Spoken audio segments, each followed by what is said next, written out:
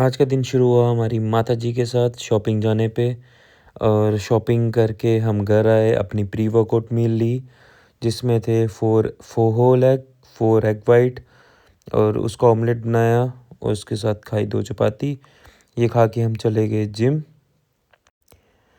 Gym गए और gym में किया अपना warm up start. Warm up के बाद फर्स्ट वेरिएशन लगाई अपनी क्रॉस केबल पे चेस्ट की फ्लाई, और इसमें 2 वार्म अप लिए एंड 2 वर्किंग सेट लिए। जो सेकंड वर्किंग सेट लिया उसको ड्रॉप में लिया, और जो पहले लगे ये कंट्रोल मूवमेंट में हाई रेप रेंज के साथ किया कि ज़्यादा से ज़्यादा ब्लड फ्लो मैं मसल तक ला सकूं, वो फील कर सकूं। और हर किसी का ट्रेनिंग मेथड हमेशा अलग होता है। आपको ये पता होना चाहिए कि आप पे क्या ट्रेनिंग मेथड काम करता है। तो काफ़ी समय के साथ या टाइम एक्सपीरियंस के साथ आपको चीज़ें कुछ पता चलती है। जैसे कि हमेशा ये नहीं कि आप जिम में जाओ, आप हैवी लिफ्टिंग करो या कुछ करो। आपका ये क्लियर होना चाहिए आपको करना क्या है। आप जनरल फिटनेस कर रहे हो, पावर लिफ्टिंग कर रहे हो, बॉडी बिल्डिंग कर रहे हो, तो उसी हिसाब से आपका शेड्यूल सेट होता है, आपका ट्रेनिंग सेट होती है। लास्ट ये ड्रॉप सेट था, ये अश्विनी भाई के साथ हमने ड्रॉप सेट किया, उन्होंने सपोर्ट किया और हमने अपनी लिमिट की। और काफ़ी स्टडीज़ में ये देखा गया है कि फ्लाई मूवमेंट्स हो गए, डंबल प्रेसेस हो गए, ये मसल बिल्डिंग में ज़्यादा इफ़ेक्टिव है। हाँ, ओल्ड स्कूल में देखा जाए तो आप कह सकते हो कि वो काफ़ी हैवी बेंच लगाते थे, बट मैं अपनी इंजरीज़ को भी देख के चलता हूँ। फिर उसके बाद सेकंड वेरिएशन लगाई प्लेन बेंच डंबल प्रेस, और इसमें भी हमने सीधे 40 से स्टार्ट किया एंड 40 के हमने रेप्स लगाए 12। तो इसमें हमने लगाए 12-12 के 3 सेट। लास्ट डंबल अभी 40 का ही है जिम में, तो मे बी ये हम थोड़ा इंक्रीज़ करें। तो 40 के हमने लगाए 3 सेट, और इसमें जस्ट फुल फटीग हो गई थी। अच्छा खासा पंप भी आया आज।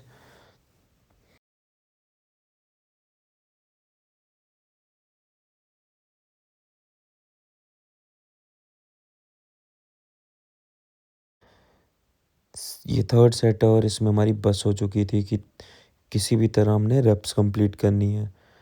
और ये जिम है ड्रैगन जिम 2.0, जो कि प्लोड़ा में है, और ये मेरी अपनी जिम है। तो किसी ने भी वर्कआउट करना हो तो यहाँ आ सकते हैं। फिर उसके बाद लगाया क्रॉस केबल।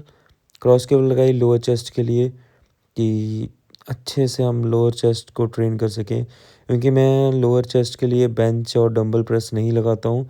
मुझे अपने शोल्डर जॉइंट पे लोड फील होता है उसके साथ। मैं बहुत वेरिएशंस ट्राई की और मैं पहले लगाता था।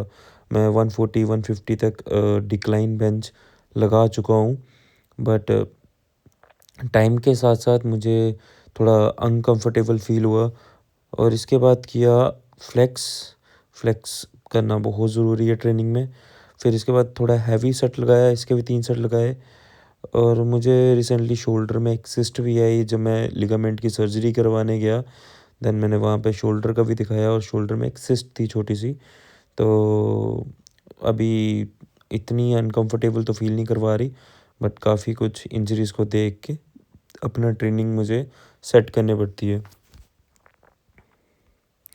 फिर इसके बाद हमने लगाया इंक्लाइन बेंच। तो इसमें हमने 60 से स्टार्ट किया और 60 के स्लो कंट्रोल हमने रैप लगाए, और अच्छे ज़्यादा इफ़ेक्टिव तरीके से कि जितना हम अपर चेस्ट को फटीग कर सकें।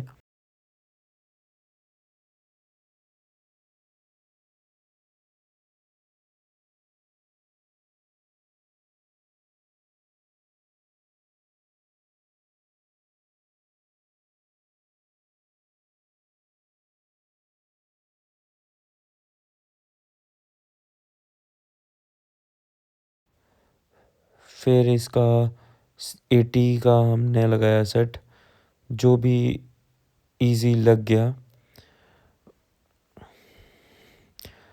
मैंने काफ़ी टाइम पावर लिफ्टिंग की है एंड उस टाइम पे लिफ्टिंग भी अच्छी खासी थी, बट बैक इंजरीज़ और काफ़ी टाइम के साथ बहुत इंजरीज़ को फेस किया है। तो उसकी वजह से अब काफ़ी सोच समझ के ट्रेनिंग करता हूँ कि मैं इंजरीज़ फ्री होके, इंजरी से बच के ट्रेनिंग कर पाऊँ। लास्ट में चेस्ट ब्लास्टर का सेट लगाया जो कि हाई रैप रेंज के सेट थे। न्यूट्रल ग्रिप इसमें मैंने 2 सेट लगाया और दोनों में कोशिश की 50-40 रेप तक जा सकूँ।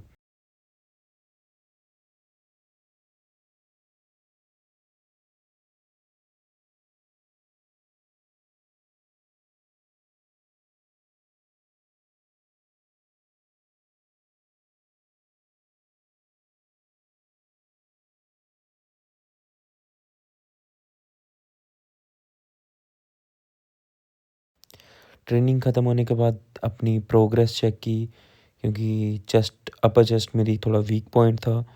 तो कोशिश है कि अब इन साल जो बचे हुए वीक पॉइंट्स हैं उन पे भी अच्छे से काम करें। फिर की posing and side chest with biceps and थोड़ा स्ट्रेंडिंग में देखा। और उसके बाद मोस्ट मस्कुलर जो कि सारे कहते हैं कि मेरा अच्छा आता है, मोस्ट मस्कुलर किया, फुलनेस फील की। तो अभी तो ऑफ सीज़न है तो बॉडी फैट हाई ही रहेगा, बट कोशिश करेंगे कि क्लीन रहे बॉडी, अच्छी दिखे और क्लीन रहे। तो पोजिंग करने के बाद फिर हमारा वर्कआउट था ट्राइसेप्स का।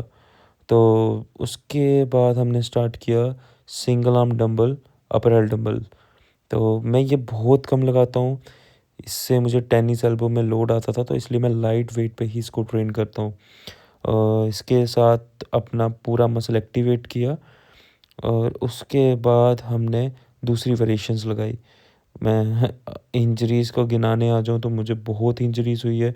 टेनिस और गोल्फ को मुझे मतलब पावर लिफ्टिंग के टाइम पे मिसगाइड कह लो या कोई गाइडेंस थी ही नहीं, तो काफ़ी इंजरीज़ को फेस किया है। तो उसके बाद हमने plain rod push down on cross cable ये लगाई क्योंकि मैं अपर हेड मूवमेंट्स बहुत कम लगाता हूँ ट्राइसेप्स में, जिससे मेरे टेनिस और एल्बो एंड गोल्फर पे ज़्यादा लोड ना आए। इसके बाद हमने इसी पे हाई रेप रेंज ट्रेन किया, थोड़ा हैवी भी गए।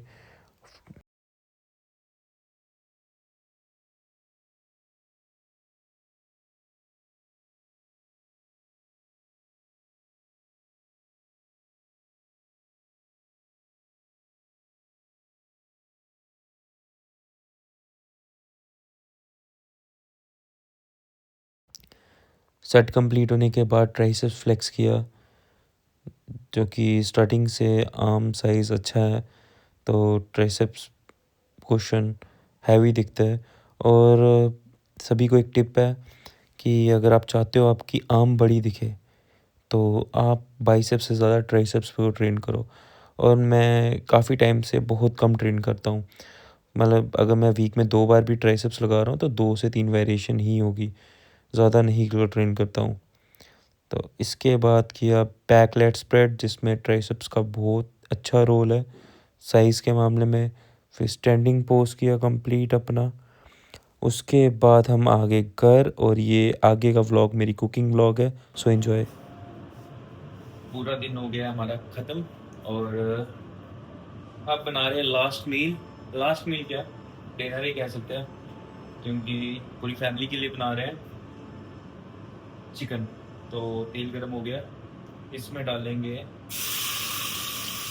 प्याज एंड आज आपको अपने कुक। तो सबसे पहले हम करेंगे प्याज को गोल्डन ब्राउन और इसके बाद करेंगे इसकी ग्रेवी तैयार।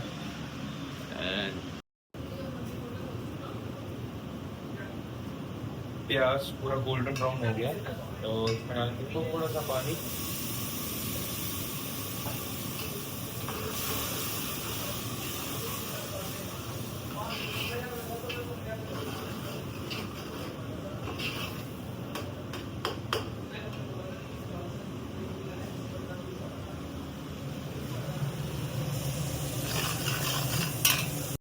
अब डालेंगे टमाटर और अब इसको अच्छे से करेंगे, डोगरी में कहते हैं राड़ लगाना। अच्छे से राड़ लगाएंगे इसको,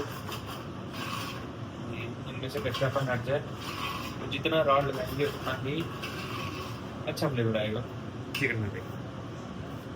ये मसाला अच्छे से पक चुका है, तो अब डालेंगे इसमें चिकन। अब चिकन डाल के हम उसको थोड़ी देर रेड़े लगाएंगे, मिक्स करेंगे, फिर लगाएंगे इसको राड, इससे अच्छे से पक जाए और अच्छे से सारे फ्लेवर बाहर आए। चलो अभी देख सकते हो ग्रेवी का जो मसाला तैयार किया, जो कि चिकन हमारा 90% कुक हो गया। अब इसे अच्छे से राड लगाएंगे। राड लगाने के बाद